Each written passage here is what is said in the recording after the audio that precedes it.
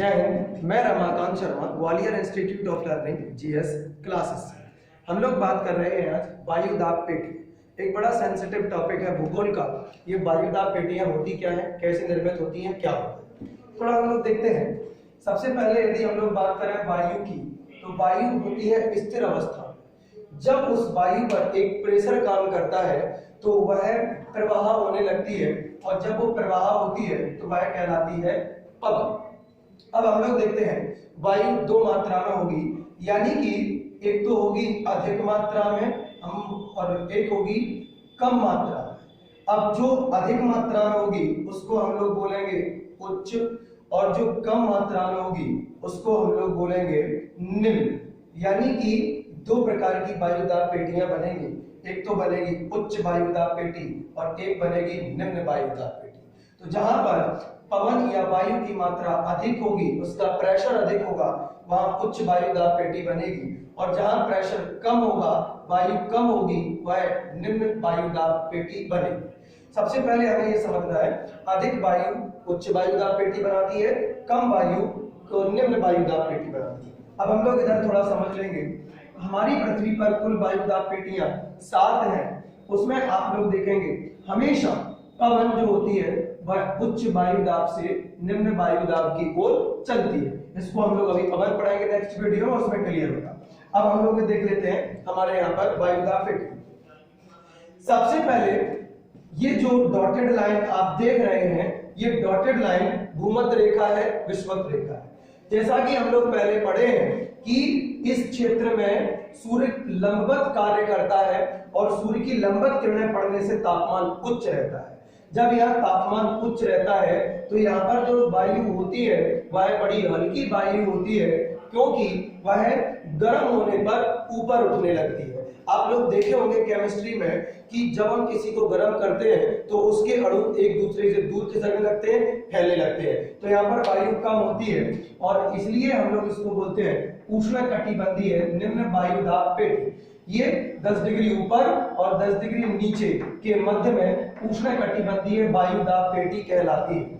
अब हम लोग देखते हैं कि यहाँ से 30 से 35 डिग्री उत्तरी अक्षांश और 30 से 35 डिग्री दक्षिणी अक्षांश, ये होती है उत्तरी ध्रुव और ये होता है दक्षिणी ध्रुव। इन दोनों को मिलाकर हम दो पेटियां कह सकते हैं। और जब ये उष्णकटिबंधीय है तो उष्ण से छोटी एक पोस्ट उप उष्ण, जैसे राष्ट्रपति होता है उपराष्ट्रपति, सरपंच होता है उप सरपंच, वैसे ही यदि ये उष्णकटिबंधीय है तो इसके ऊपर होगा उप उष्णकटिबंधीय। तो 30 से 35 डिग्री उत्तरी अक्षांश और 30 से 35 डिग्री दक्षिणी अक्षांश को हम लोग बोलेंगे उप उष्णकटिबंधीय वायु दाब पेटी। अब ये हाई प्रेशर कैसे बनता है थोड़ा देखिए। यहां से जब वायु ऊपर उठती है, चूंकि जैसे वायु ऊपर उठी लेकिन पृथ्वी घूर्णन गति में है, तो ऊपर जाकर के हम लोग पढ़े हैं वायुमंडल में 165 मीटर की ऊंचाई पर 1 डिग्री टेम्परेचर कम होने लगता है। तो जब वायु ऊपर उठती है तो ठंडी होने के कारण वह नीचे बैठने लगती है, लेकिन जब तक वो नीचे बैठती है हमारी पृथ्वी घूर्णन कर जाती है। इसलिए जिस जगह से ऊपर उठेगी उसी जगह पर नीचे ना बैठ करके वह 30 से 35 डिग्री पर नीचे गिरती है और 30 से 35 पर नीचे गिरती है। अब आप थोड़ा देखिए, जब वो वायु नीचे गिरती है तो इसके पर कम प्रेशर होगा कि ज्यादा प्रेशर? जब नीचे गिरेगी तो प्रेशर ज्यादा होगा। इसको एग्जांपल से समझिए। एक कप में चाय लीजिए और आप इसको फूकिए, तो जो आप फूक रहे हैं वो उस पर ज्यादा प्रेशर पड़ेगा, और इसीलिए जब ज्यादा प्रेशर पड़ता है तो वहां पर बनती है उच्च वायु दाब पेटी। तो ये निम्न होती है, लो प्रेशर बनता है, वायु ऊपर उठ जाती है और ये उच्च वायु दाब पेटी बनती है।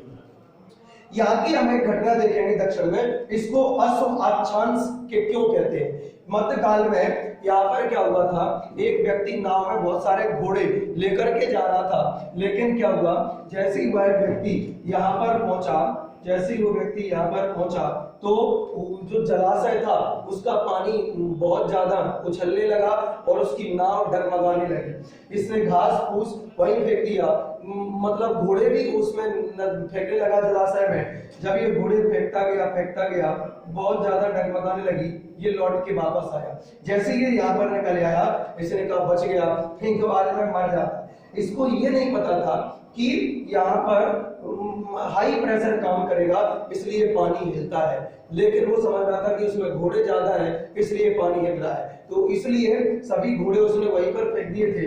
इस कारण से हम लोग इसको बोलते हैं अश्व अक्षांश। आप पेपर में याद रखेंगे, अक्ष अक्षांश उत्तर में नहीं है, केवल दक्षिण में है। एक अश्व की दुर्घटना हुई थी इस कारण से।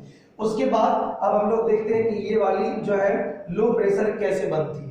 इसमें क्या होता है, ध्रुव से आने वाली जो है ठंडी हवाएं और यहाँ से जाने वाली उपोष्ण से गर्म हवाएं जब यहाँ पर मिलती हैं तो ये जो वायु है वो क्या होने लगती है, ऊपर उठने लगती है। यहाँ से आने वाली ठंडी हवाएं और यहाँ से जाने वाली गर्म हवाएं जब 60 से 65 डिग्री पर मिलती हैं तो ये वायु ऊपर उठती है। इधर ये भी ऊपर उठती है, इधर ये भी ऊपर उठती है। जब ये वायु ऊपर उठ जाती है तो नीचे पूरा खाली हो जाता है। जब खाली हो जाता है तो वायु की कमी आती है और जब वायु कम होगी तो निम्न वायुदाब पेटी निर्मित होती है। इसलिए 60 से 65 डिग्री उत्तरी और 60 से 65 डिग्री दक्षिणी पर कौन सी पेटी बनती है, लो प्रेशर निम्न वायुदाब पेटी बनती है। इसको हम लोग बोलते हैं उपध्रुवीय पेटी। जिस प्रकार से आप थोड़ा समझिए, ये प्रमुख पोस्ट थी तो इसकी अपर लोअर पोस्ट थी दो, मतलब ये उष्णकटिबंधीय है तो ये उप उष्णकटिबंधीय है। इधर ये प्रमुख पोस्ट है तो जैसे मान लीजिए ये दो राष्ट्रपति हैं तो इधर ये उपराष्ट्रपति बन जाएगा, तो इसको बोलते हैं ध्रुवीय, इसलिए ये होती है उपध्रुवीय पेटी। तो उपध्रुवीय निम्न वायुदाब पेटी होती है। उसके बाद हम देखते हैं ध्रुवीय। जैसा कि हमने अक्षांश में पढ़ा, सूर्य की किरणें यहाँ नहीं पहुंचती हैं। जब सूर्य की किरणें यहाँ नहीं पहुंचती है तो यहाँ का तापमान बिल्कुल कम रहता है और कम तापमान होने के कारण यहाँ की वायु अत्यधिक ठंडी होती है और जब वायु अत्यधिक ठंडी होती है तो भारी होती है, इसलिए यहाँ पर बनता है उच्च वायुदाब प्रेशर। ये उच्च वायुदाब यहाँ बनता है। उसके बाद आप देखेंगे बीच में ये जो है वो निम्न वायुदाब है। इसके आप ऊपर जाइए तो उच्च, फिर निम्न, फिर उच्च, बीच में निम्न है, उच्च, निम्न, उच्च, इस प्रकार से ये चलता है। अब यूपीएससी में क्या प्रश्न पूछा गया था, थोड़ा गौर से सुनेंगे। यूपीएससी में वो प्रश्न ये पूछा था कि आप बताइए हमारे यहाँ पर जो वायुदाब पेटियां निर्मित होती हैं, ये वायुदाब पेटियां कौन सी दो पेटियां वायु के गिरने से होती हैं, उठने से होती हैं और तापमान से। तो हम लोग यहाँ पर देखें, देखो दो वायु, उष्ण उच्च वायुदाब पेटी, ये जो उष्ण होती है उष्ण कटिबंधीय है, निम्न उष्ण कटिबंधीय निम्न वायुदाब पेटी और ध्रुवीय पेटी। यहाँ पर देखेंगे एक पेटी ये वाली तापमान के कारण होती है, एक ये तापमान के कारण बनती है और एक ये वाली तापमान के कारण बनती है। तो तीन पेटियां तापमान के कारण बनती हैं। उसके बाद ये हम लोगों ने लिखा है यहाँ पर। उसके बाद आप देखेंगे उत्तरी उपोष्ण और दक्षिणी उपोष्ण वायु के गिरने से बनती है। जब वायु यहाँ से उठती है तो वायु यहाँ पर गिरेगी और जब यहाँ से उठती है तो वो यहाँ गिरेगी। इसलिए ये दो पेटियां, एक तो उत्तरी उपोष्ण, एक दक्षिणी उपोष्ण वायु के गिरने से बनती है। अब आप लोग देखेंगे कि ये वायुदाब पेटियां किस तरीके से बनती है। तो यहाँ से जाने वाली ठंडी हवा और यहाँ से आने वाली गर्म हवा यहाँ पर मिलकर ऊपर उठने लगती है तो उप ध्रुव और उपध्रुव दक्षिण ये दोनों जो होता है वो बनता है वायु के ऊपर उठने से।